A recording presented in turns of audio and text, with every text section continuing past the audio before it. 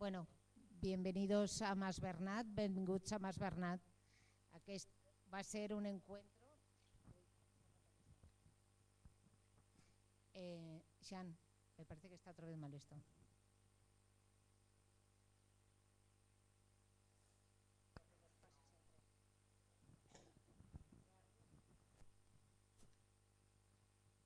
Bueno, intento hablar como puedo.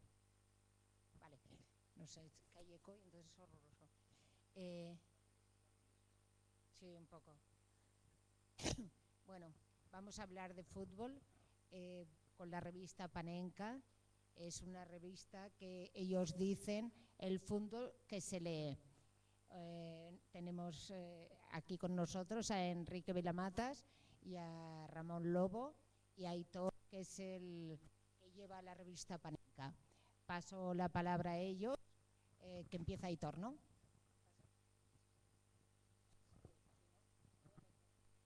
A ver, ¿me escucháis con un poco menos de eco? No, me parece que parecido. Bueno, mientras el compañero trata de quitarme esta reverberación, que parece que esté dando misa, y queridos hermanos, bienvenidos. Primero de todo quería agradecer a Monse, a la gente de la librería Mas Bernat, el cariño con el que siempre nos han tratado y con el que nos han abierto las puertas para poder hacer, bueno, lo que nosotros consideramos que es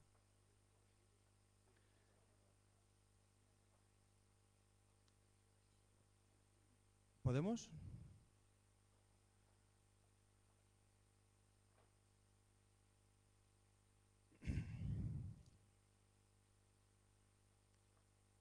Voy tirando de momento, tampoco creo que...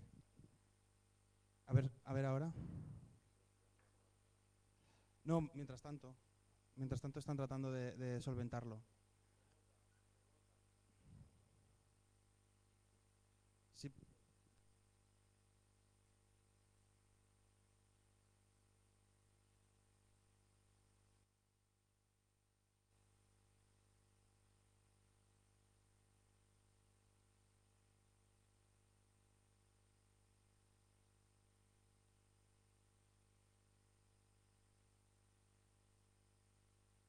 Vale. Estaba dándole las gracias a Monse, de la librería Mas Bernat, por abrirnos la puerta de su establecimiento y por permitirnos hacer algo que nosotros hemos contemplado como una prolongación de la propia revista. Nos planteamos hacer una publicación que tratase de tirar puentes entre el fútbol y la cultura, y eso mismo lo queremos llevar también al ámbito de las conversaciones, de las mesas redondas. Por eso hemos pensado en organizar esta charla con un escritor como Enrique, como Enrique Vilamatas, y con un periodista que también tiene obra publicada como Ramón Lobo. Uno de marcada significación o simpatía barcelonista y otro más bien madridista. Más bien no, totalmente madridista. Indisimuladamente madridista. Así que bueno, también agradecerles a ellos dos, a Enrique, porque además sé que sigues la revista desde hace bastante tiempo y te lo agradecemos mucho. Y a ti, Ramón, también agradecerte porque hay cierto riesgo en aceptar la invitación de una charla en Barcelona el día después de un clásico. Así que, bueno, creo que ayer no salió mal la cosa, ¿no? Creo que vienes con el pecho bastante hinchado, así que, bueno. Y luego también agradecerles a los compañeros de la revista, a todos ellos que han estado trabajando junto a mí durante este tiempo y que también gracias a ellos es posible esta charla, y a los compañeros de Libros del Cao, que es una iniciativa hermana o gemela a la nuestra, también nacida de un entorno de crisis, también autogestionada por los propios trabajadores, también con mucha ilusión por hacer las cosas bien en el mundo de la cultura, y con los que creo que estamos llamados a hacer muchas cosas en el futuro, ojalá sea así.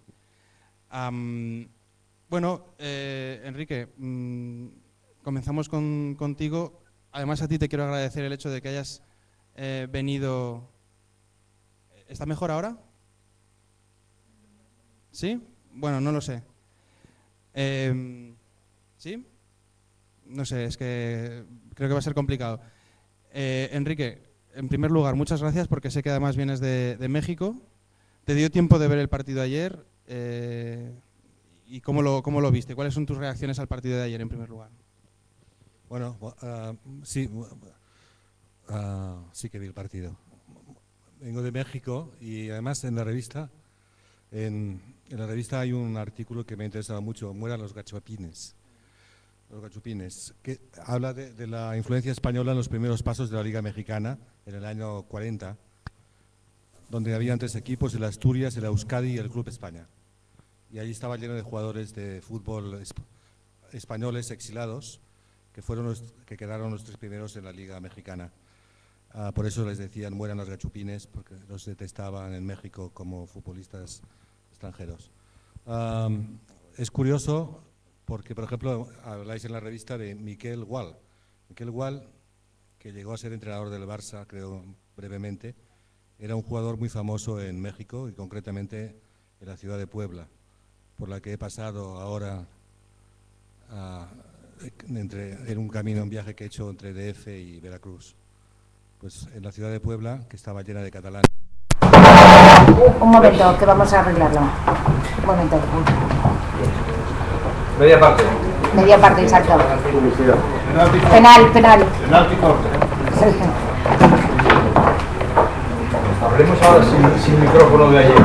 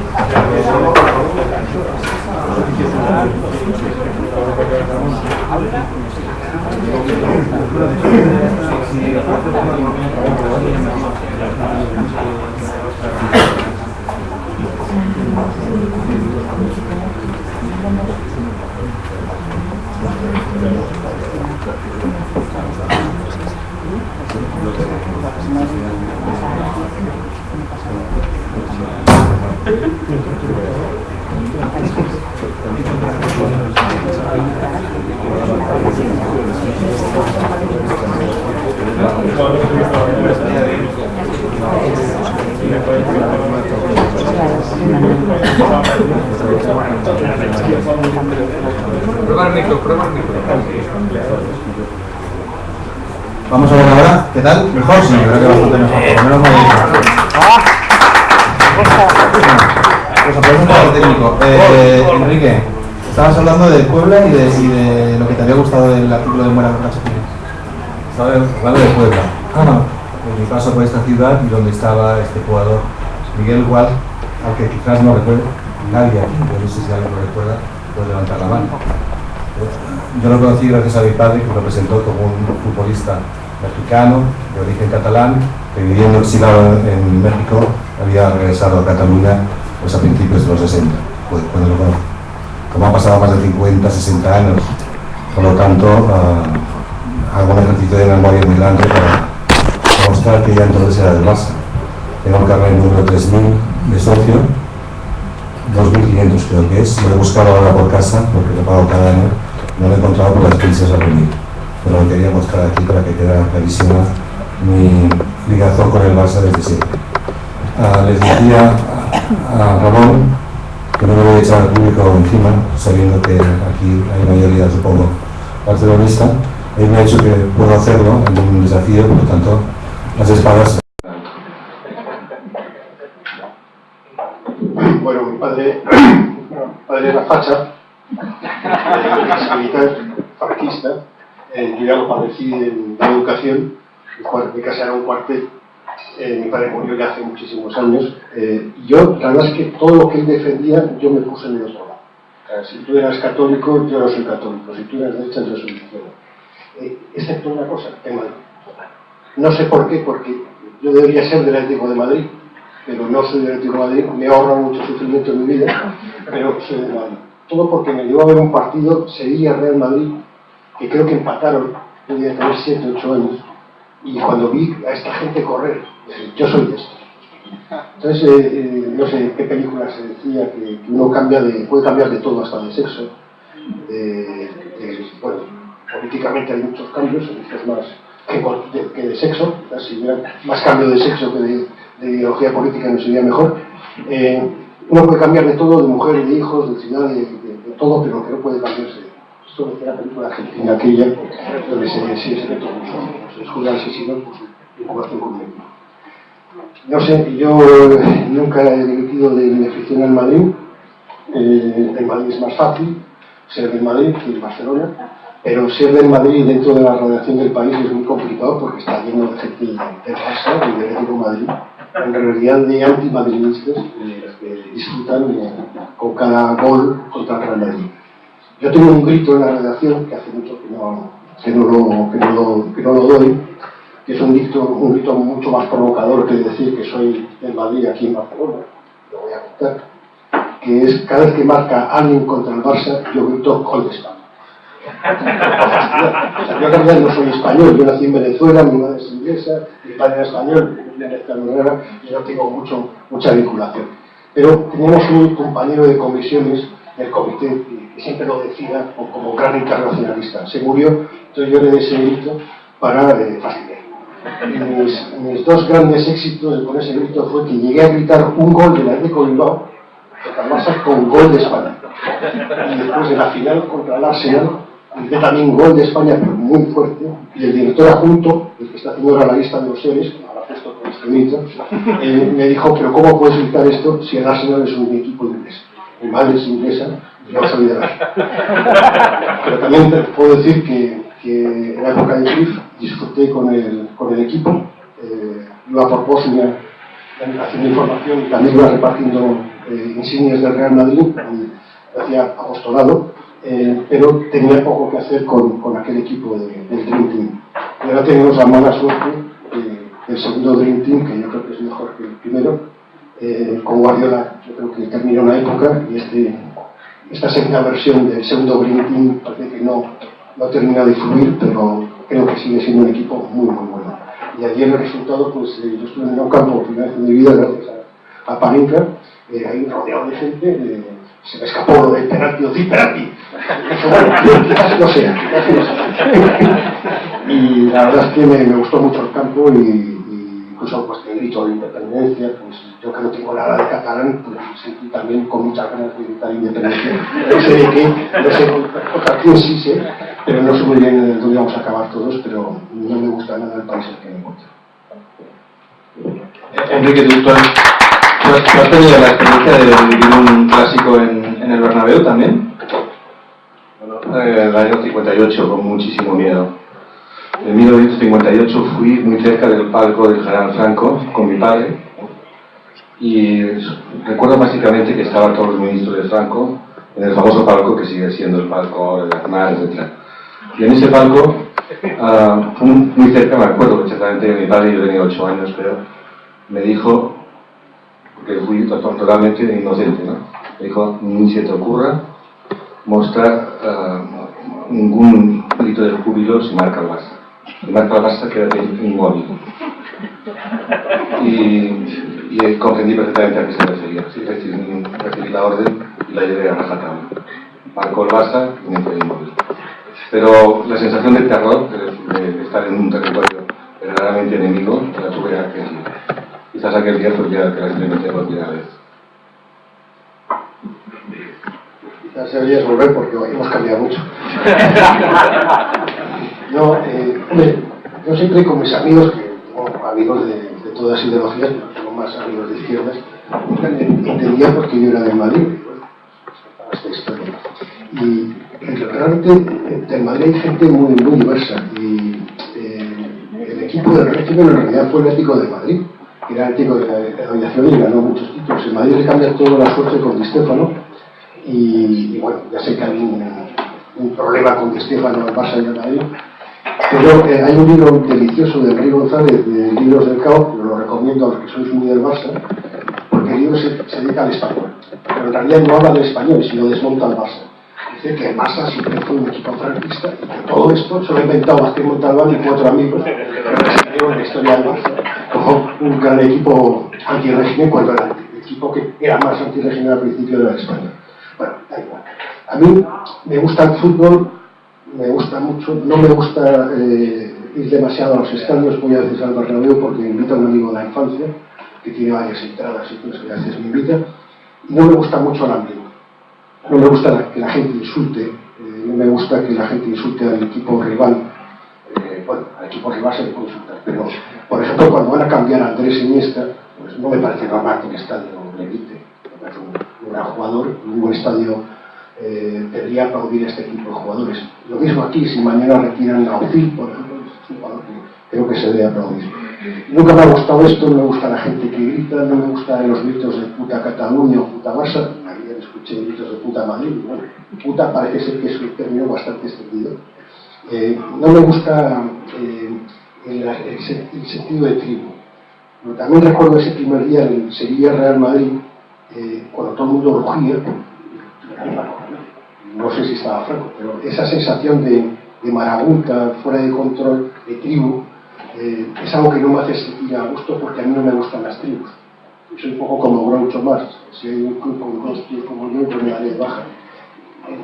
Pero tiene algo de mágico esto de ver un montón de gente corriendo en calzoncillos detrás de un balón, disfrazados de dos equipos, y no sé, yo tengo un sentimiento cuando juega el Madrid. No puedo disfrutar con el Atlético de Madrid, no puedo disfrutar con un partido del Barça, bueno, con el Barça un poco menos, pero puedo disfrutar también, pero si pierde, no, si pierde también, ¿no? Pero no, en la final del Barça, en la Copa Europa es estupendo, porque si gana el Madrid de verdad, y si pierde también. Pero yo reconozco, puedo ver un equipo como el Barça jugar, no les hace juega muy bien, y me da envidia este tipo, o puedo oír a Guardiola, aunque yo siempre he defendido que es un falso bueno, y Mourinho es un falso malo, aunque Mourinho hace mucho por disimular. A mí Mourinho no me gusta. A mí Mourinho, por ejemplo, no me gusta su forma de ser, o su forma de insultar, o de siempre hablar de los árbitros. El equipo juega al fútbol. Entonces me ha gustado mucho más el Seni de Guardiola, o ahora el de Villanova, o que tenía Pellegrini cuando estaba en Real Madrid. Es ese tipo de entrenador que me gusta más. Y al fin y al cabo eso es un juego, tampoco pasa nada. Y la politización del juego, bueno, y pues lo podía enseñar, pues me parece muy bien, como si quieres poner una bandera de unos, me da igual. Pero no es, por ejemplo, en Madrid no es concebible que se haga un mosaico con la bandera española. Yo sacaría, eso lo puse en un tweet a alguien, yo sacaría la bandera blanca, si hiciera eso, no me interesa. Pero yo lo puedo entender porque, aunque yo no soy de ningún sitio, sí he tenido un poco de envidia de la gente que sabe que es de un sitio. La gente que yo soy de este pueblo, yo soy gallego, yo soy catalán, me da un poco de envidia. Y yo puedo entender muchas de las cosas que están sucediendo aquí, los catalanes un poco y bueno, pues a través del toque ese personal que tengo, pues he hecho algún pequeño ejercicio en el que pues, no han caído muchas frontadas, por lo tanto no digo hacerlo mal. Y el Barça, pues sí, es un equipo catalán, es un equipo con una identidad catalana, pero es un equipo que también representa a mucha gente que no tiene nada que ver con Cataluña.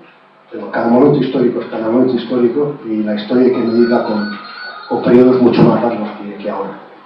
Y la Liga está bien, 8 puntos de ventaja, pudo ser peor ayer, yo hubiera preferido que hubiera ganado el Madrid para recortar un poquito, y bueno, yo creo que es una liga muy interesante, muy diferente a la liga del año pasado. Creo que los dos van a perder por parte. Estábamos hablando de tribus, identidades, cuestiones que están muy vinculadas al mundo del fútbol, incluso también la politización.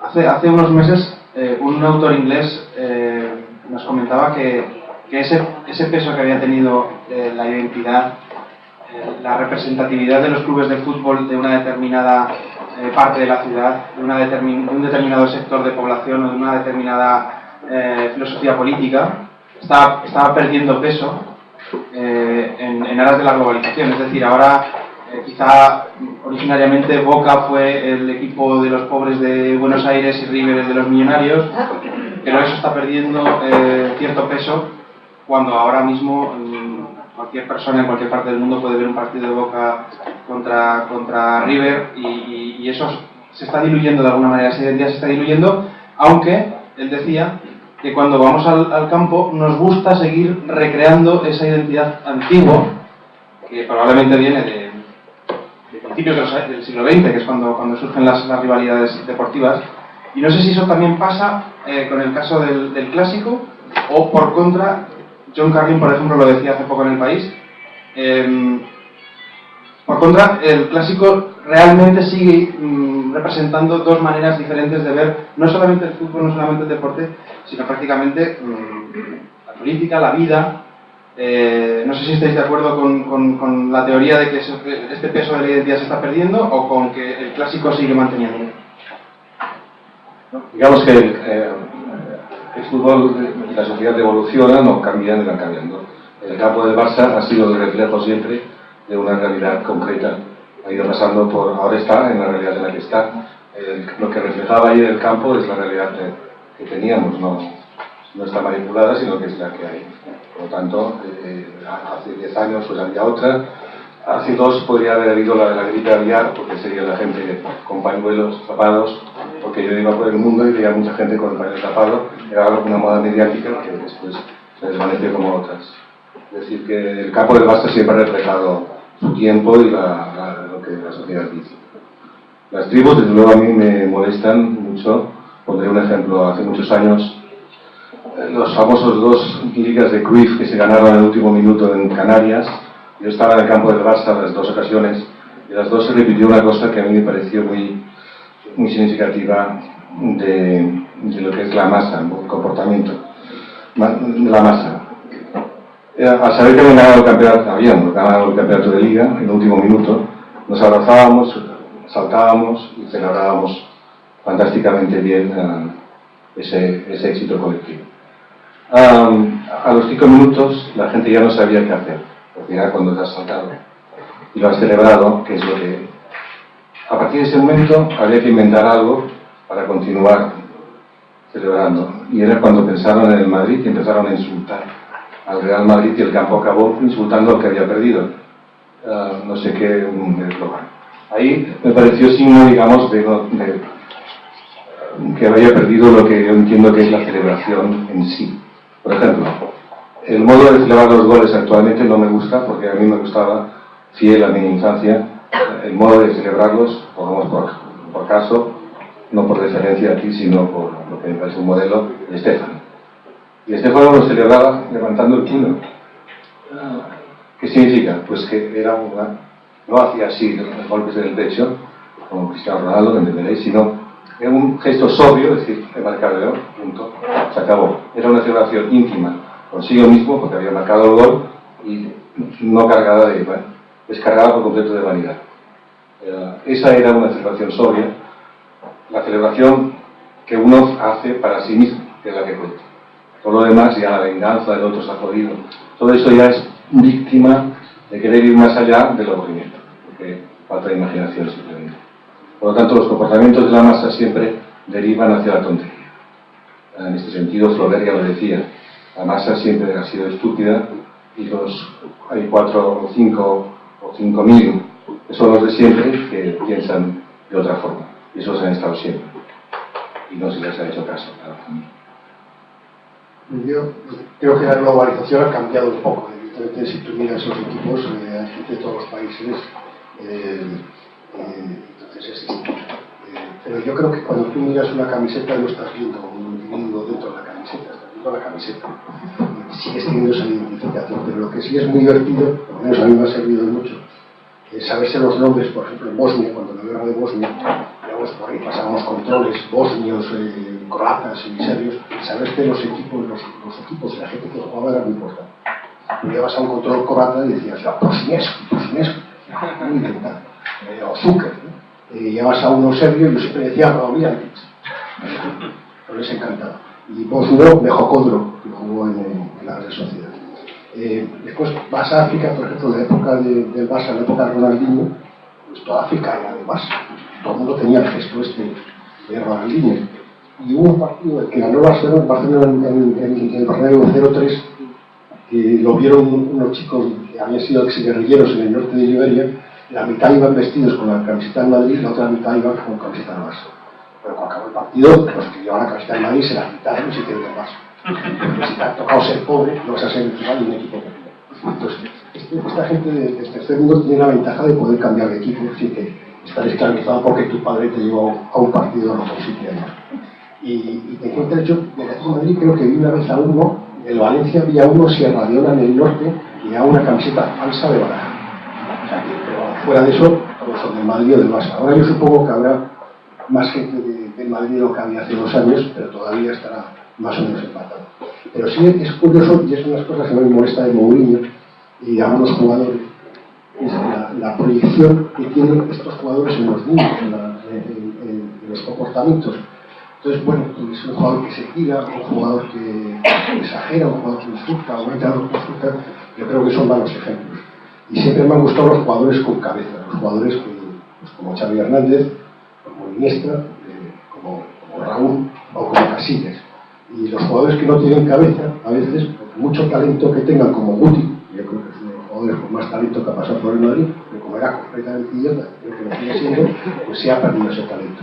Y Simeone, una vez le oí en un programa de la SER, creo que había dejado de ser jugador, y le preguntaba de la Morena y le dijo, oye, pero estos niños que tú ves en el Brunete con 8 o 9 años, y ves uno que tiene mucho talento, y luego preguntas por él y ha desaparecido, y el de al lado es el que ha llegado. Es la cabeza. Es la cabeza, la diferencia es la cabeza. Entonces, Ronaldo, por ejemplo, que es un jugador extraordinario, ahora es idiota. Ahora está un poco más corregido, no sé por qué, pero tiene gestos de chulo y yo creo que le perjudican. Messi siempre ha sido mucho más humilde, aunque creo que está perdiendo su humildad poco a poco porque ya tiene gestos un poco de estrella. Pero bueno, todavía sigue estando muy lejos de Cristiano. Y a mí también me gustan las celebraciones más contenidas, que no sean un insulto, al contrario. Y estos, los que se dan golpes en el escudo, son los primeros que mañana se van a ir a otro equipo y se van a dar golpes también en la camiseta.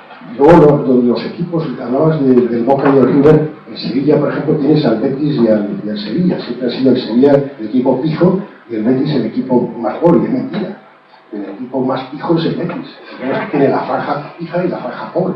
El Sevilla tiene la franja clase media, con un presidente que era de Fuerza Nueva. Pues, sí, de los que pegaban a la universidad. Esto no sé si está por internet, yo lo único lo he dicho. Es abogado y se sabe todos los trucos de Marbella y demás, y que jugaron con la calle. No, entonces a mí siempre los equipos ahora mismo ya no puedes estereotipar. Por eso a mí nunca me ha gustado el estereotipo del Real Madrid y del equipo del régimen, porque no lo sé, ya sabes. Fue el grito este de Núñez que se inventaron en el Molinón, que fue uno de los grandes dilemas de la transición, así gana el Madrid. Habrá que inventarse uno de Barça, pero es que está complicado. Dice Ramón Besa que el Barça ha sido tradicionalmente un club con relato pero sin éxito, y el Madrid ha sido un club con éxito pero sin relato, y que de alguna manera eso ahora está cambiando, ¿no? Que el Barça se refugió en el relato, se refugió en el antifranquismo, catalanismo, etcétera, etcétera, precisamente porque no tenía Copas de Europa con que llenar las vitrinas, sobre todo en los tiempos en los que el Madrid sí que encadenó una Copa de Europa tras otra y existía el franquismo, ¿no? Pero me ha hecho gracia la referencia que haces a los futbolistas con mala cabeza. Es verdad que hay muchas carreras que se pierden por el camino por culpa de una no demasiado bien amueblada cabeza, pero también es verdad que hay futbolistas que se han ganado un hueco en la historia precisamente por ser malditos. Estoy hablando de George Best, por ejemplo, que es quizá el caso más prototípico, ¿no? Pero hay muchos. Paul Gascoigne es otro, correcto. ¿No os parece a vosotros que también tienen un encanto muy fuerte estas personalidades conflictivas que se dejan quizá pudrir un poco sus dones en cuanto a futbolistas?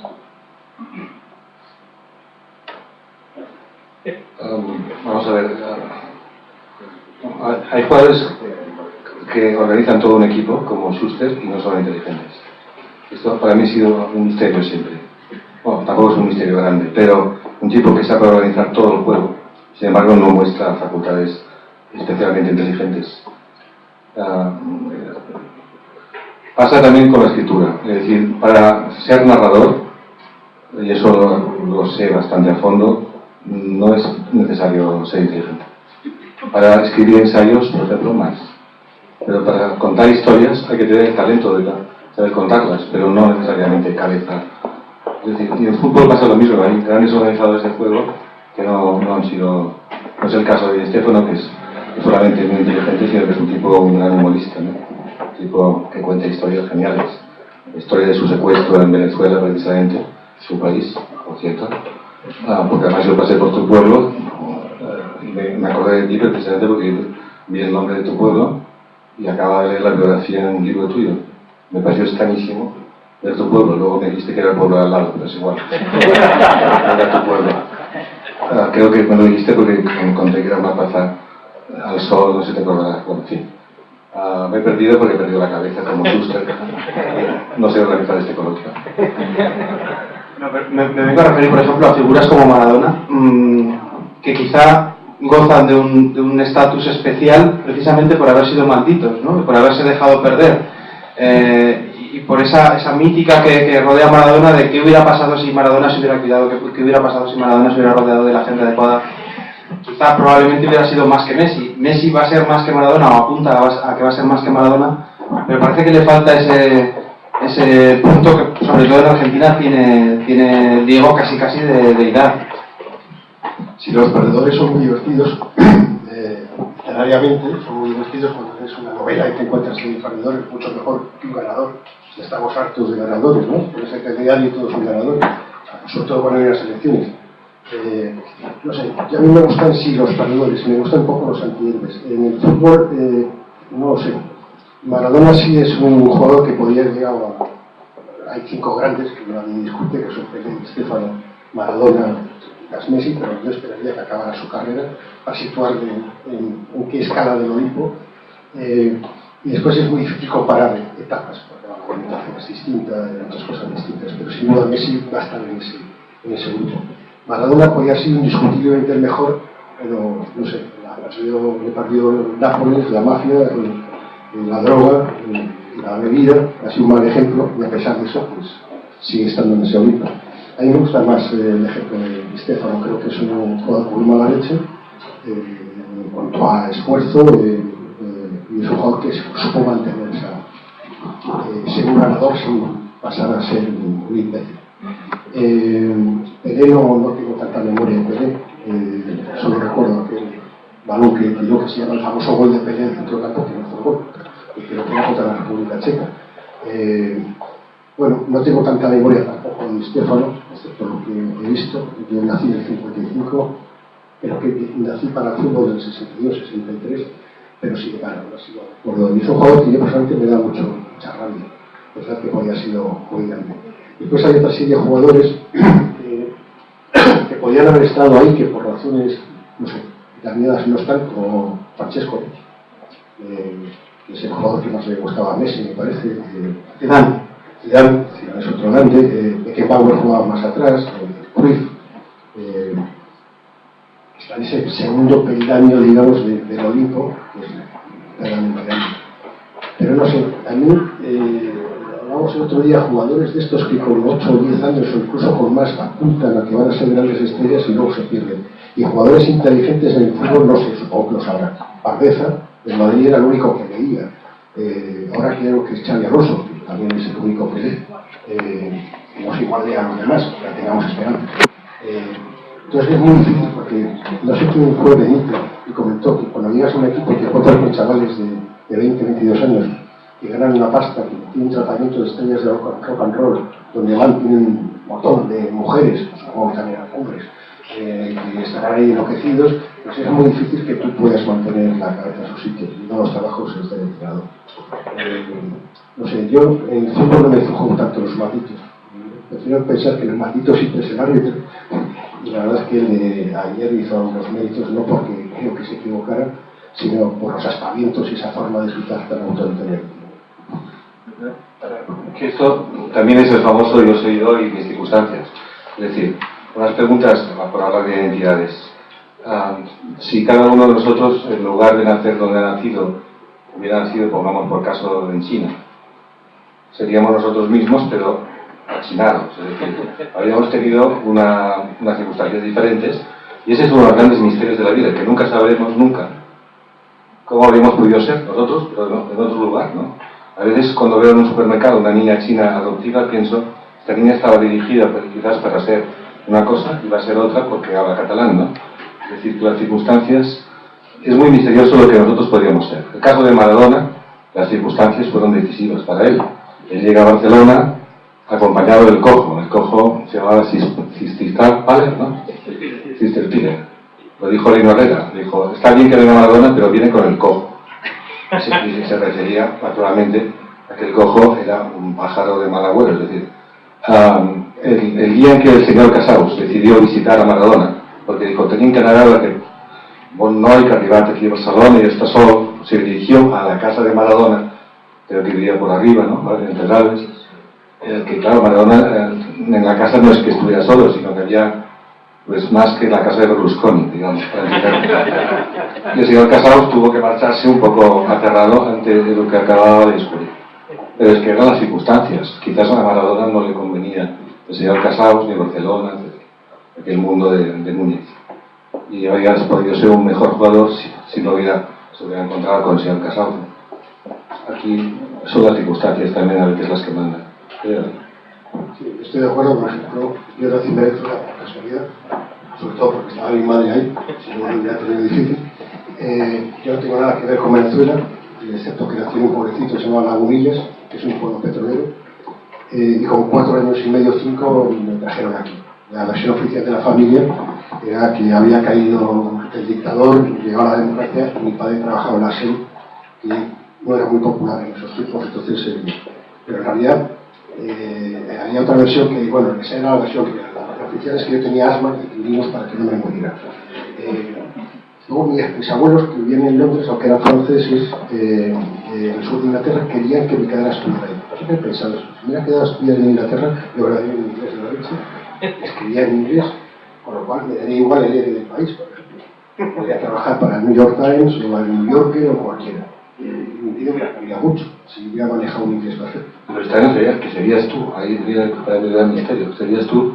Yo creo que no, porque... Bueno, sí, serías tú, pero en inglés, pero digamos no. No quiero reconocerlo, pero tú crees que serías otro, no, es que serías tú, de ahí viene el progreso.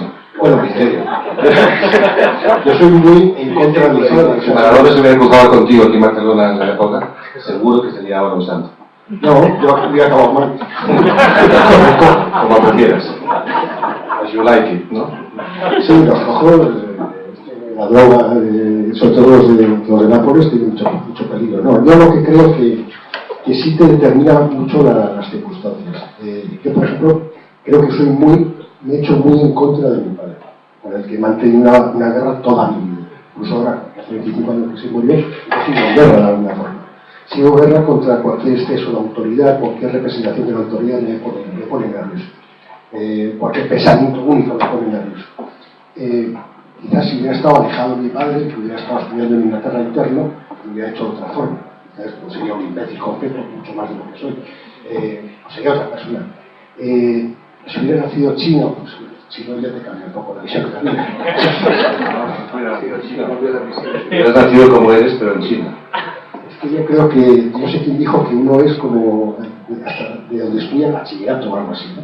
Yo creo que te conforma mucho la gente que conoces. ¿Tú temes que te lleve a algo que sería que hubieras nacido del Barça y esto no es? Eso es mi camino. No, yo muchas veces tengo amigos catalanes que me decían, la ciudad que a ti te estarías más a gusto es Barcelona. A mí me gusta mucho Italo Calvino, que decía una frase algo así como que uno es extranjero, la situación ideal es la ciudad donde te sientes mejor como extranjero. Entonces, Francesc Raldea, por ejemplo, que es de aquí, es del país, de Barcelona, siempre decía, tu ciudad es Barcelona. Digo, ya, pero yo estoy dispuesto a aprender catalán, porque estoy aquí, aprendería catalán, parece, no pasaría unas cosas y parece simpático. Pero lo de Madrid es una línea roja, y dijo, no, hay gente de Madrid, hay gente para todo. Pero, no sé, yo sí creo que los 20 años que he estado en el país, y lo de guerra en guerra, eso sí me ha hecho mucho, como sé cómo soy. Si en vez de ir a la guerra hubiera ido al Congreso, estoy convencido que sería completamente distinto. Bueno, un aforismo de Canetti que decía, alguien que vive como extranjero en su propia tierra, y cuando muere, siguen considerando extranjero. Es decir, es un aforismo, una historia bonita, una historia que termina, que la gente también lo cree, claro. Se asume la extranjería tanto que al final la asume todo el mundo. Yo me siento bastante extranjero, por eso, porque mi mezcla es muy rara. Mi madre que nació en Inglaterra, mi padre luxemburgués y mi madre francesa, su madre es de Normandía, sus amigos de... Tú eres una Wikipedia personal, ¿no? Es una mezcla, es un nacionalista puro. No, entonces me decían las amigas de mi madre, me decían, tú en realidad no eres inglés, aunque has nacido en Londres. Dijo, no, mi padre es sajón y mi madre normanda. Es más inglesa que todo. Entonces, bueno, de otra parte de mi familia es gallega. Y quizás, aunque mi padre, mi abuelo y mis abuelos eran de Madrid, posiblemente tenían también de Madrid. Yo no he tenido muy claro esto de la identidad, a mí me ha costado mucho. Y la verdad me he sentido siempre extranjero en todos los sitios, incluso aunque soy más de Madrid, por el hecho de vivir muchos años ahí. Pero mi país en realidad son bares, restaurantes, pero en el momento que confundes el personaje con una persona se producen estos accidentes. Yo prefiero el Mourinho de ahora, más tranquilo, que dice que no va a hablar del árbitro, que salte la prenda del penalti Ozil, que a mí no me pareció, tampoco me pareció el Iniesta, no me pareció ninguno de los dos. Y en el campo me pareció penalti de Ozil, luego las imágenes creo que no. Y el de Iniesta pues llega de primera décima segundo. Para que Iniesta es el bueno, que es el malo, hubiera sido muy fácil que cualquier árbitro hubiera pitado el penalti. Yo entiendo que los arbitrajes son muy complicados, que incluso 5 árbitros es poco, y por eso no me gusta la actitud de un entrenador que provoca, que presiona a los árbitros o que los critica. Yo creo que son los equipos los que pierden los partidos. Y la dualidad Guardiola ha sido muy interesante, porque Guardiola evidentemente es el personaje que todos hubiéramos invitado a cenar a casa, y Mourinho no. Mourinho no lo hubieras invitado nunca, lo hubieras invitado a la calle como mucho. Pero es como si Mourinho se hubiera acabado comiendo a Guardiola, es como si Guardiola no hubiera podido aguantar más de 3 años. Aunque yo creo que hay elementos que Guardiola es muy inteligente y ha visto los problemas que tenía el Barça ya incubados. Uno de ellos es Dani Alves, otros es algunas salidas nocturnas de varios jugadores que incluso parece que están llevando a Messi. Y entonces él no le apetecía luchar contra todo eso, y después de haber conseguido lo que ha conseguido, lo único que podías hacer era estropear. Es ese pintor que ha logrado un cuadro maravilloso y cualquier elemento que pongas ya te lo estás cargando. Y Tito Vilanova, que parecía que le podía venir grande, aunque era el estratega del equipo, pues ahora lo está haciendo muy bien, ¿no? Yo creo que ha heredado bastante las buenas maneras de Guardiola, y el problema es que tiene que hacer esa transición. Y vosotros tenéis un jugador que es mucho mejor que Messi, que yo creo que es el que hace jugar a Messi, es Xavi Hernández. Y Xavi Hernández está a 2 años de agotarse. Y Xavi Hernández es la clave de la selección. Xavi para mí fue el mejor jugador del Mundial, creo que de ayer he hablado el Balón de Oro. Y ese es un jugador que ha hecho jugar a Messi aquí. En cambio, en Argentina ha tenido más problemas. Ahora el Barça tiene una transición complicada, aunque creo que sigue teniendo un equipo para por lo menos un par de años, y tenéis a Messi, que es un superjugador.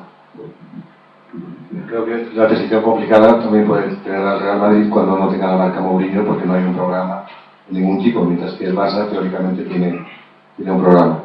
Eso no significa que después todo cambie, pero está marcado toda una línea de cantera que puede entrar en crisis naturalmente según los resultados.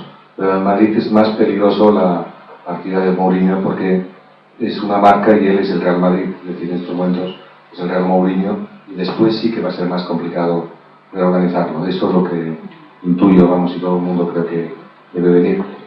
Pero sí, nunca se sabe en estos casos. Tenemos un problema mayor que Mourinho, que es Florentino Pérez. Y efectivamente, Mourinho en todos los equipos que ha salido los ha dejado bastante tocados, como el Inter o como el Chelsea. Y sí, no saldrá solo, saldrá con Cristiano y quizás con Trago, espero. Que se lo Cuando Mourinho dijo que quería entrar a 20 años más, empecé a pensar que 20 años son bastante tiempo. Creo que quiere ser incluso entrenador de la selección española. Si piensas a ser de la portuguesa, más adelante quieres ser como Luis Aragonés. En fin. El año pasado, según Diego Torres, que es un compañero que tiene bastante buena información interna de Madrid, el año pasado, la temporada pasada, estuvo Mourinho intentando fichar por el City y por el Chelsea. O sea, con camiseta, que eso ya valorar. Y se ha quedado en el Madrid, y yo creo que a final de temporada volverá a intentar salir. Y hombre, Cristiano es muy bueno, pero también me desquita mucho el juego. Y a mí Mourinho no me importaría que se fuera. Sé que dejara un vacío, pero no sé.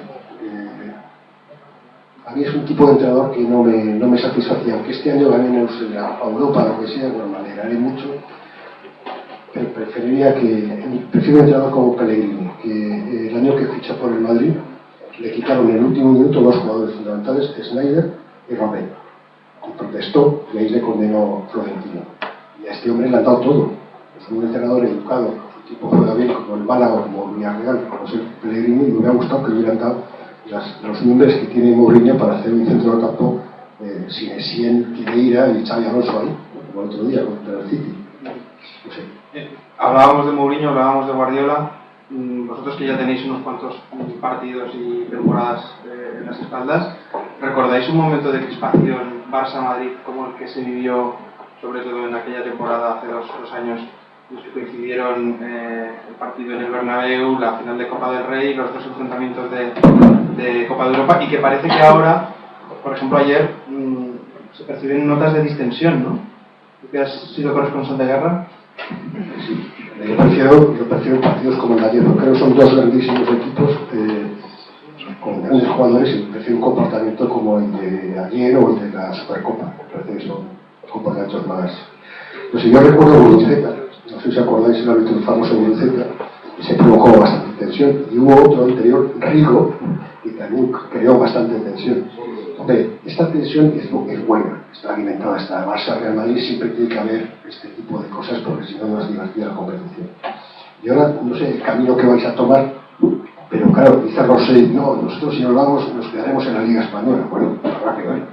Pero, ¿os imagináis un Barça Hospitalet? Un Barça Manresa, no. Y un Madrid sin el Barça, tampoco. El Canal Plus no lo va a perder. Entonces, bueno, seguramente se habrá soluciones, pero nos necesitamos mutuamente, porque hay tanta diferencia con el resto de los equipos, aunque ahora el Atlético de Madrid tiene una buena temporada. El Valencia, por ejemplo, como tercero, que no había pasado no sé cuántos puntos. No sé, yo creo que para mí lo ideal sería ir a una liga europea con los grandes equipos, una especie de NBA, que es donde va a estar el dinero. O sea, si acabas el Celtic y el Glasgow Rangers iban años queriendo entrar en la liga inglesa, la Premier, porque es donde está el dinero. Y la Premier al final les dio la posibilidad de entrar, pero tenía que entrar a la segunda división y ganarse el ascenso. Dijeron que no. También puso un amigo por Twitter el ejemplo de Mónaco. Me dijo, no, es que Mónaco está en la liga francesa.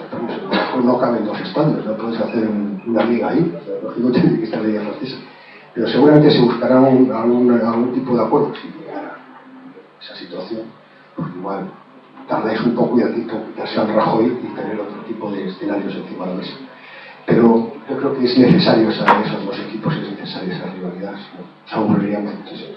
Nosotros estaremos jugando contra equipos sin emoción, ¿no? Damos emoción. ¿Tú recuerdas algún momento de crispación como el que se atravesó en ese momento?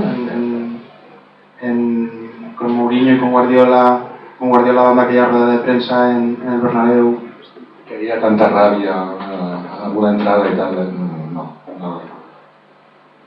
no, históricamente no, tan fuerte, tan... Pero ayer también daba rabia el que fueran tan amigos y todo fuera tan bien, ¿no? Porque te ibas a dormir tan tranquilo, todo era tan maravilloso, no había nada que te traumatizara.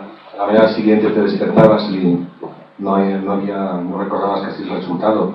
Luego las televisiones repiten en Madrid sobre todo que los dos equipos están muy igualados, ¿no? Porque pasaba 8 puntos, pero van repitiendo como si de momento la escalada pase por decir que están ya igualados, para después sobrepasarlo.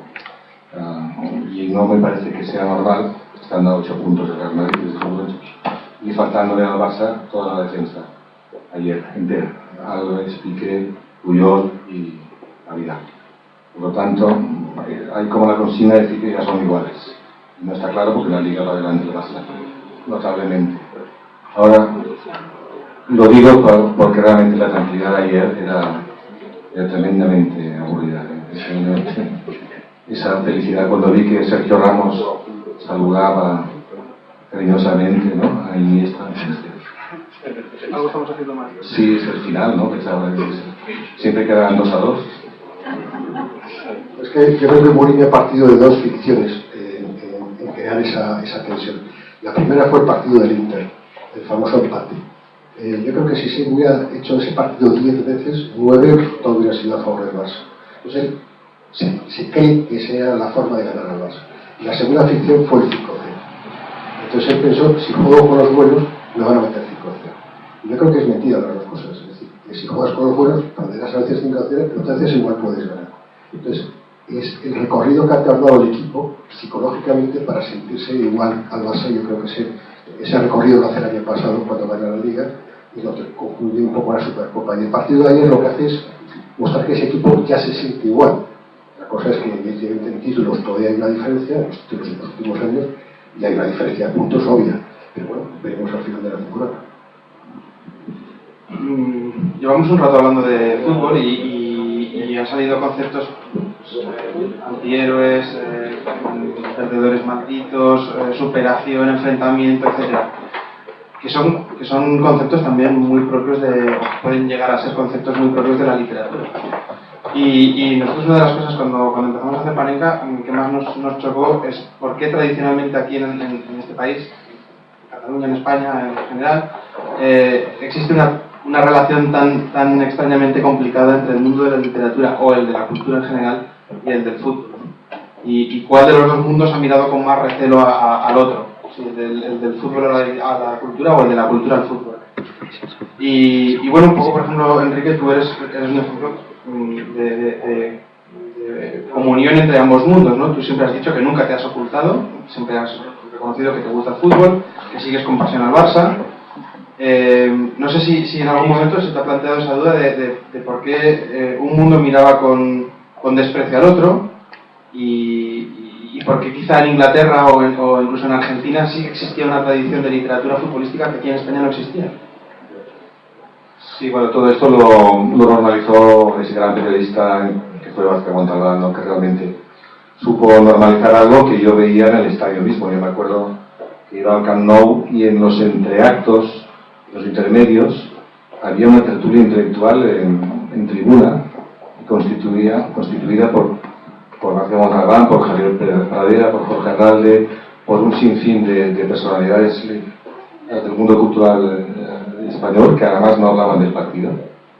Estábamos en una época de la transición que hablaban de política directamente o de cualquier otra cosa, pero que realmente ya era algo muy visible para quien quiera. Quizás había un punto de hipocresía a la hora de mostrarlo públicamente, pero de hecho, si me remonto a cuando yo tenía 8 años, en la revista Vida Deportiva, que se publicaba en Barcelona, se publicaban las geniales crónicas de Miguel Delibes desde Valladolid, de los partidos de fútbol del Real Valladolid, que eran crónicas como de batallas, que contaba la estrategia de cada uno de los equipos, la estrategia de hacer, militar, y que estaba perfectamente bien escrito, con la prosa del castellano de Delibes, ¿no? De hecho, sí existía antes de Vázquez Montalbán un Gonzalo Suárez, que fue fundamental. Gonzalo Suárez, y cuando era Martín Girard, en los años 65 creo que fue, el periodista que luego sería Gonzalo Suárez, Martín Girard, un duelo de Leño Herrera, fue también decisivo Vázquez Montalbán, y fue, digamos, el periodista.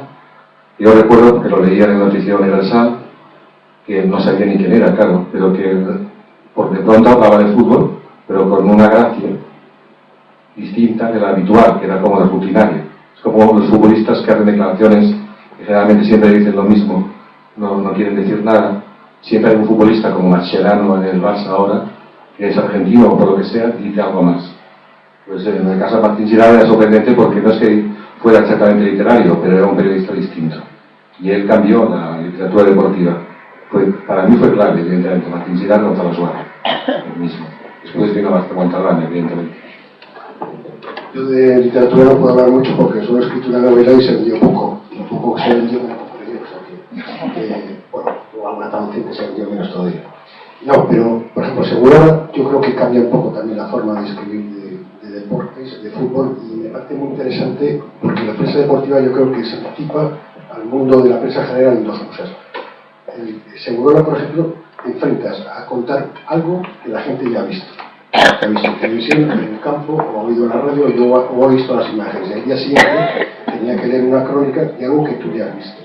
Yo creo que Segura y deportes en general en países son muy buenos. Yo creo que la sección mejor escrita del periódico se anticipan a problema que tenemos ahora con Internet, cómo contar cosas que están ya en la web y mañana hay gente que se compra el periódico, cómo le cuentas eso, lo mismo o igual, distinto.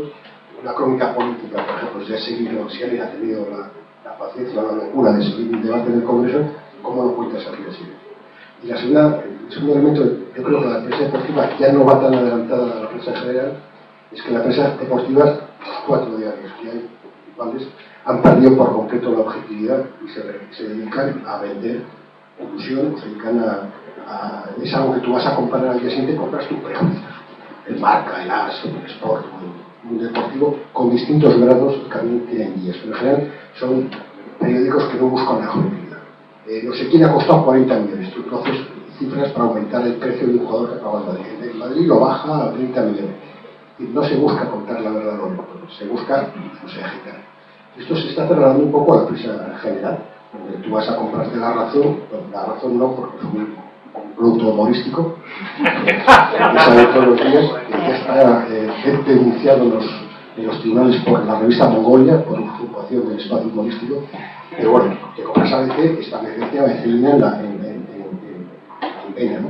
Entonces, no sé, la búsqueda un poco de un periodismo honesto, un periodismo que trata de contar las cosas como son, un poco nosotros somos relatores de lo que ocurre, no modificamos lo que ocurre. Por eso, revistas como Panenka, que están buscando quizás otra forma de contar deportes, más literaria, más reposada, más inteligente, yo creo que son muy necesarias. Y a mí me encantaría, eso lo dice mucho Enrique González, tener un periódico deportivo así, no puede haber una crónica no apasionada, no de parte, sino una crónica que me relate un partido como el de ayer, no sé, con objetividad, que ponga un poco los contextos de otros partidos.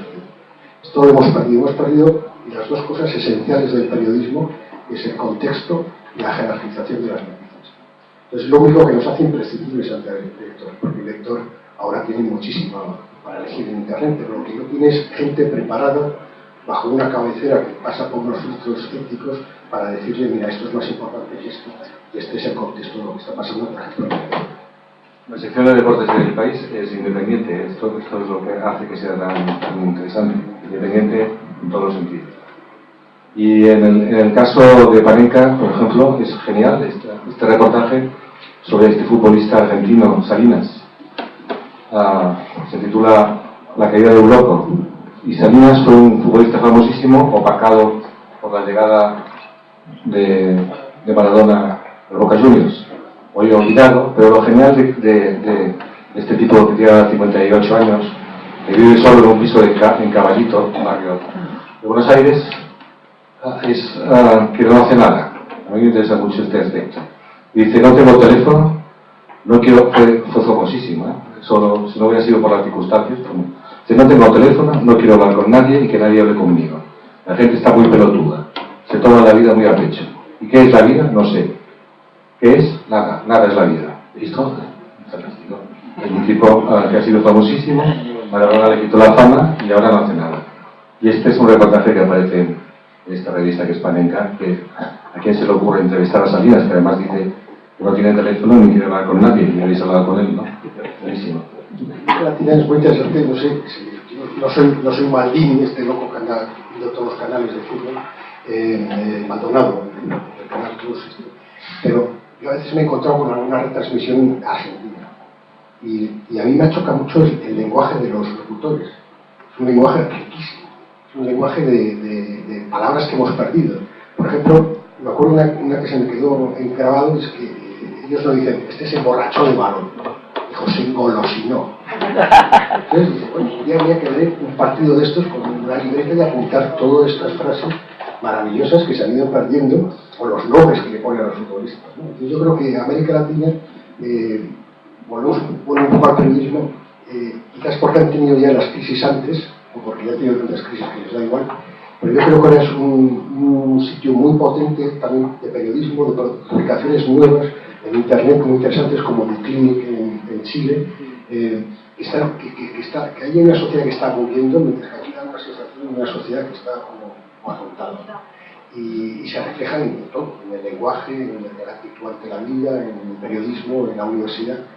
No sé, quizás ahora que mirar los programas deportivos de televisión argentina, hay un par de programas en los que se habla de fútbol con muchísima intensidad y no es aburrido, como aquí, que sinceramente, por ejemplo, en TV3, en Barça TV no.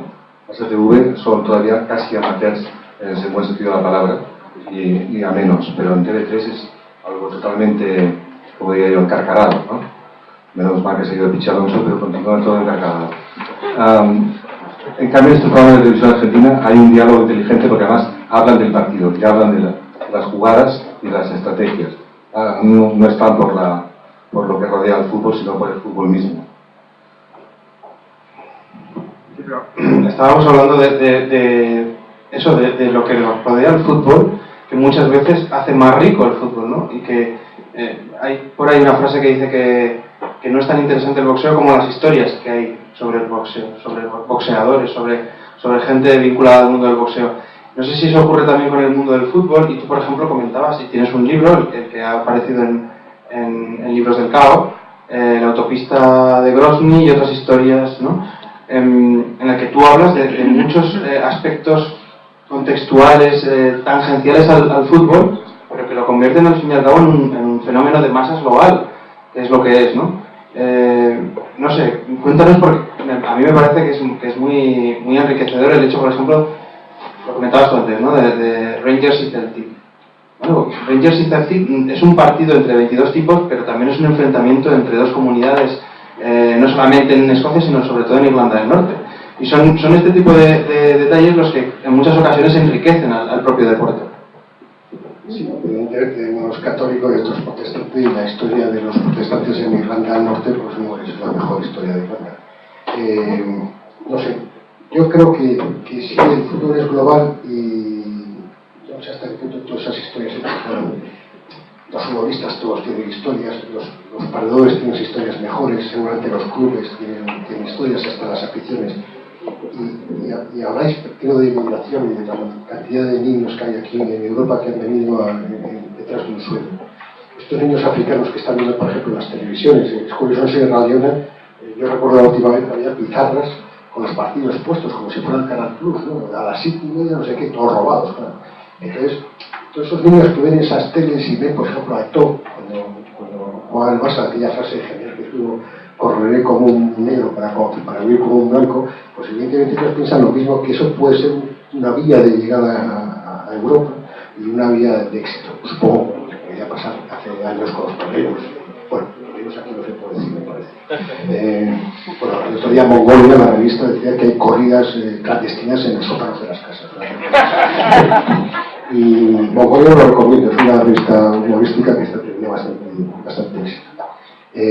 No sé, yo por ejemplo recuerdo el libro, no tiene mucho que ver con todo esto, pero es cuando hablabas del libro que publiqué con Libros del Cao, me acuerdo de esta anécdota. Yo en Liberia iba con un tipo que trabajaba para los jesuitas y descubrí que los jesuitas tampoco eran buena gente, digamos que ese grupo de jesuitas que había en Liberia hicieron la vida imposible a este hombre. Él trabajaba yendo a un sitio que se llamaba West Point, como la sitios de Estados Unidos, pero era el sitio de que estaba toda la basura amontonada y donde estaban todos los guerrilleros de todas las facciones que se habían matado en la guerra civil, todos ya teóricamente sin armas, todos estaban ahí en esa playa. Y él entraba, acompañado con un tío que se llamaba Maquintos, 3 veces por semana para organizar juegos con balón y otro tipo de juegos para los niños. Y yo entré con él 3 veces.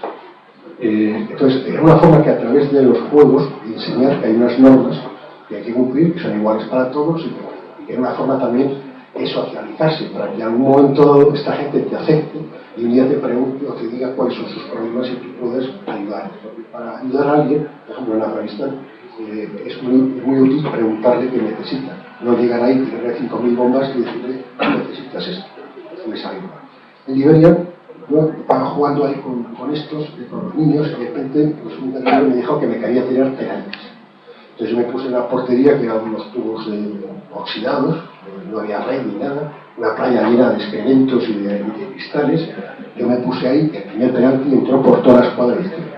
Dijo, yo ni me imputé porque el segundo me lo tiró como a media altura, hacia la derecha, yo me tiré, todo fue a cámara lenta, como los carros de fuego, y así. Toqué el balón, lo desvié, una fila de niños de 5 años donde estáis sentadas vosotras, todos con los ojos así muy abiertos, viendo al blanco volando. El blanco se pegó una castaña al aterrizar tremenda, comprendí la diferencia entre 18 años y 50 que tenía en ese momento, se me saltaron todas las costuras por dentro y toda la boca llena de arena, y todo lo único que hice fue escupir la arena y decir a los niños, Casillas. Y me quedé como Casillas. Y luego, bueno, fui a Sierra Leona, Chema Caballero, que es un ex misionero, que tenía ahí pues, dos equipos, el stand del Real Madrid. Esos dos equipos se llamaban Real Madrid de Caduna y Real Madrid de Oslo. Uno tenía zapatillas y otro tenía chanclas. Así también clases. Y ahí llegó Casillas, el verdadero Casillas, que una vez, con la novia esa guapa que tenía, bueno, esa que no sé si la han. Y la verdad es que tiene un documental y la chica bastante con la cabeza muy enamorada. Llegó allí, entonces Casillas es la leche. Entonces cuando llegué yo, era el falso Casillas, pues no coló, ¿no? Pero hay miles de historias de estas que te vas encontrando la gente y el fútbol, un balón, te permite resolver una situación difícil. Y me dijo Eduardo, el tío que te ha tirado los dos penaltis es guerrillero, hace dos, y aspiraba con Kalashnikov. Prefiero los penaltis. Sobre esto no puedo comentar nada, pero no he estado quisiera hablar. No, pero hablando sobre la importancia que tiene el fútbol en la globalización, tú comentabas al principio, por ejemplo, la historia de una persona que había salido de Cataluña durante la Guerra Civil y se había labrado una fama gracias al fútbol en México. Nosotros este tipo de historias también nos gusta recuperarlas, sobre todo gracias a Tony Padilla, que está aquí también, y que es el autor del artículo este de Mueran los Cachupines. Y es interesante sobre todo también porque el fútbol era global antes de que llegara la globalización. Es decir, el fútbol de alguna forma es sujeto y objeto de la globalización. Estaba antes de que llegara, ya era un fenómeno mundial, ya había estrellas extranjeras fuera de sus países, en el caso del fútbol, y ahora mismo también es una víctima más o un objeto más de la globalización, porque ahora mismo, como tú comentas, en cualquier playa de Sierra Leona conocen a Casillas, en las ciudades más recónditas saben quién es Messi, e incluso son aficionados, como decías tú, de Barça o de Madrid, simplemente en el momento en el que pierde uno de los dos, se cambian la camiseta y punto. No. Entonces, a mí me subyuga mucho esa faceta del fútbol como elemento de la globalización en los dos sentidos, ¿no? No sé si tú, aunque hayas estado en Sierra Leona, tienes algún pensamiento sobre esto.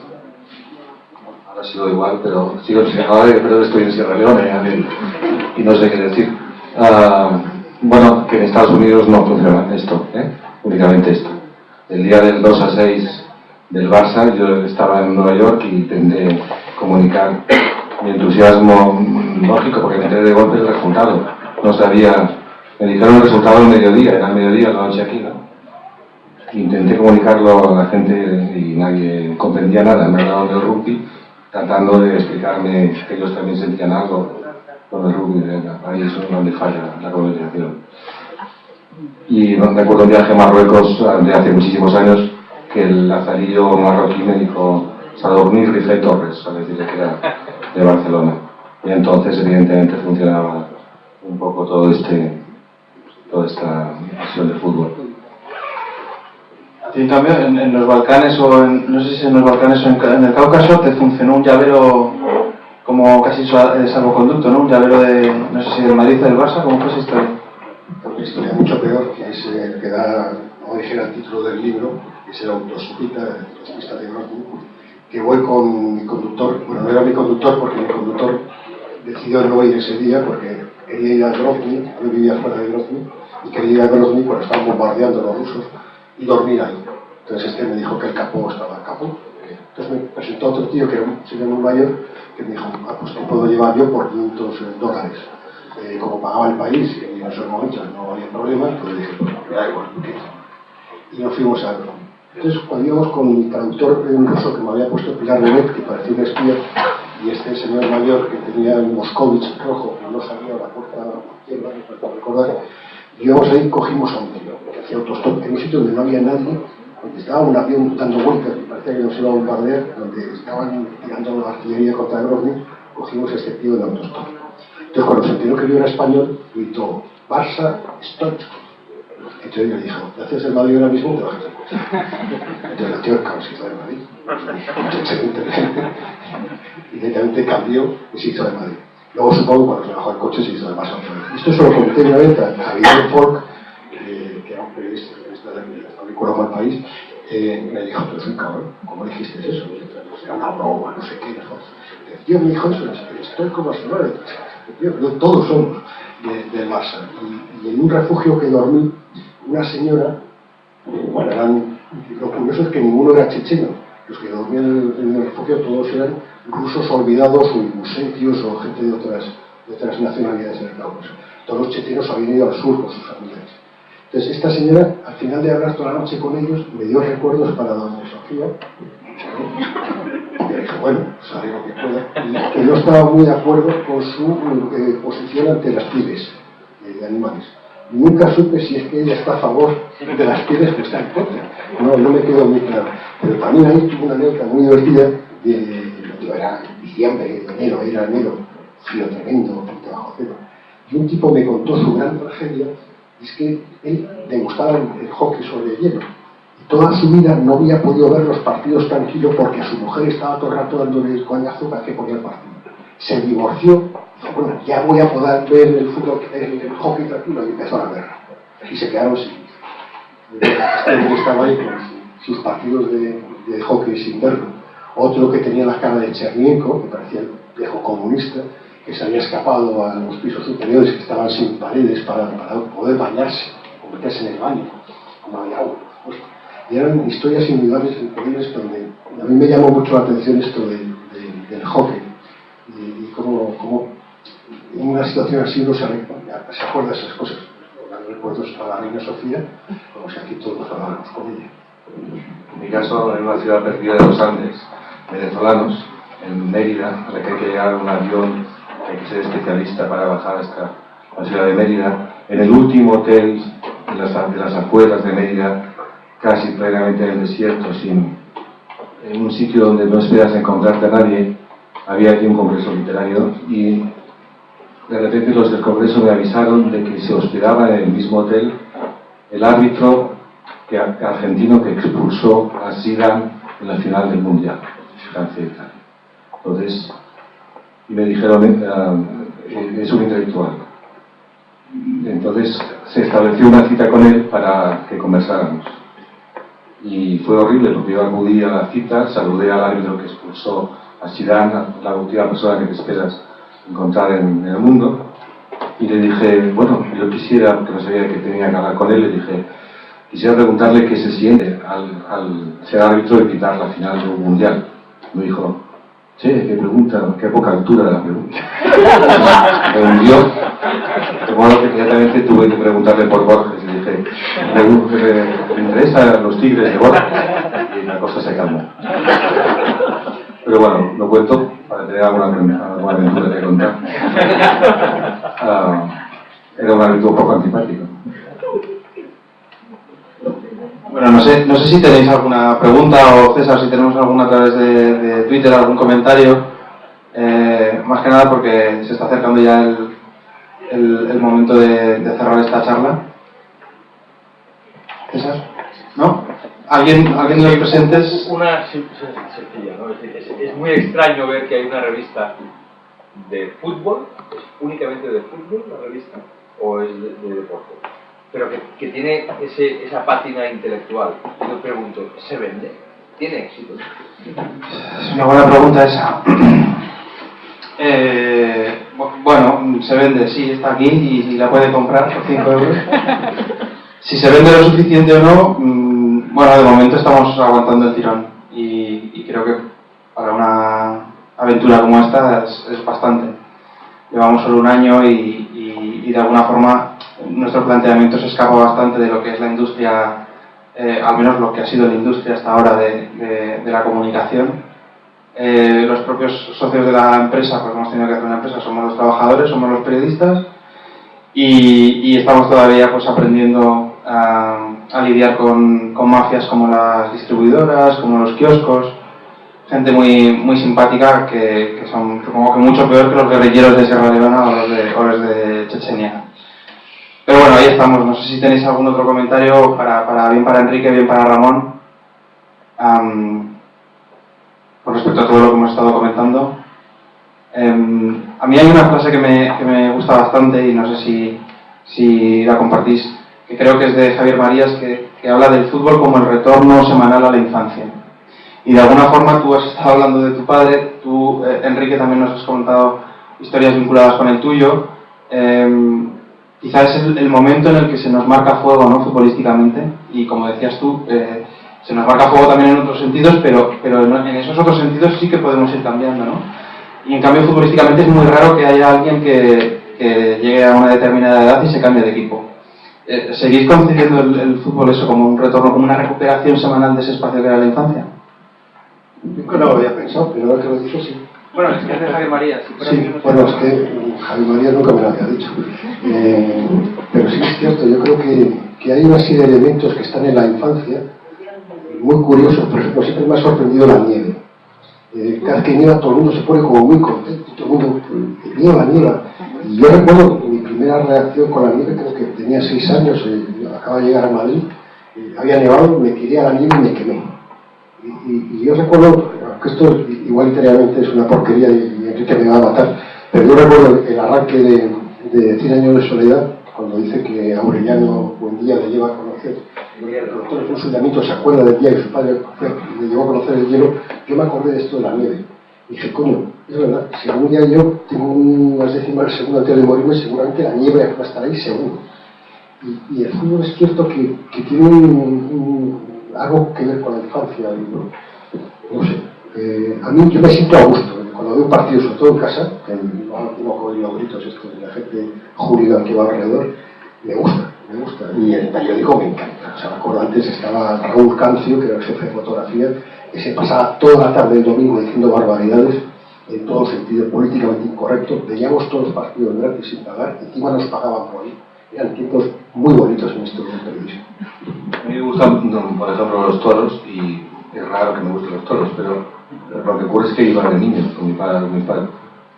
Entonces, cuando se habla de toros, a pesar de que dejé de ir hace 30 años a los toros, los veo, los contemplo con naturalidad. Es decir, soy partidario de los toros porque forman parte de mi infancia.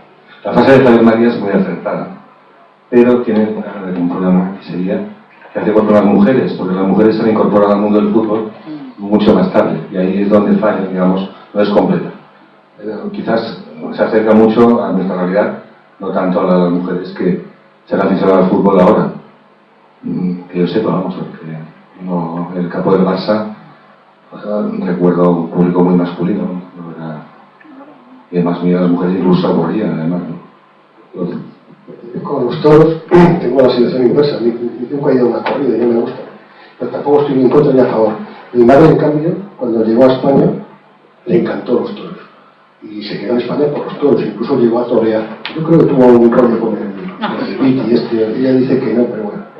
Y toreó en la quinta, se le pidió una vajilla y le dejó un morado para 6 meses y ya no le gustó más, pero ya sigue yendo a los toros. Y yo vivía en Madrid al principio, vivíamos en María Molina con lo que era General Mola, con el Príncipe de Vergara, más presentable.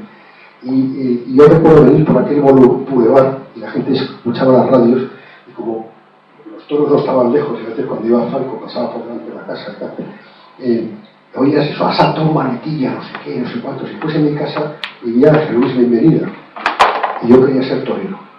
Y después quise ser astronauta, y después ya quise ser periodista. Pero bueno, primero fue torero. Fui a pegar. Lo de torero, me acuerdo que subía una capa a torear ahí en la piscina, en la parte de arriba de la casa, y un día le dije, yo quiero ser torero. Y se quitó la camiseta, me enseñó todas las cicatrices y me dijo, esto es ser torero. Y bueno, ya no quiero ser torero. Entonces pasé a la etapa astronauta. Y bueno, siendo español lo tenía jodido a mi edad, entonces ya pasé a ser periodista. Bueno, pues cerramos así esta conversación que hemos empezado en un palco con Franco. Hemos continuado por la playa de Sierra Leona y hemos acabado con un torero con cicatrices. Muchas gracias a Enrique Vila-Matas, muchísimas gracias. Y muchas gracias a ti también, Ramón, por haber acudido a esta llamada, y muchas gracias a todos vosotros que nos habéis acompañado. Recordad que tenéis aquí panenca recién salida del horno, por 5 euros y que además también podéis haceros suscriptores por una cantidad también muy cómoda. Y nada, que ojalá sigamos teniendo mucha relación con la gente de esta librería de Mas Bernat, que nos ha facilitado hoy pues esta charla y que a buen seguro que en futuras ocasiones también tendremos ocasión. Muchas gracias.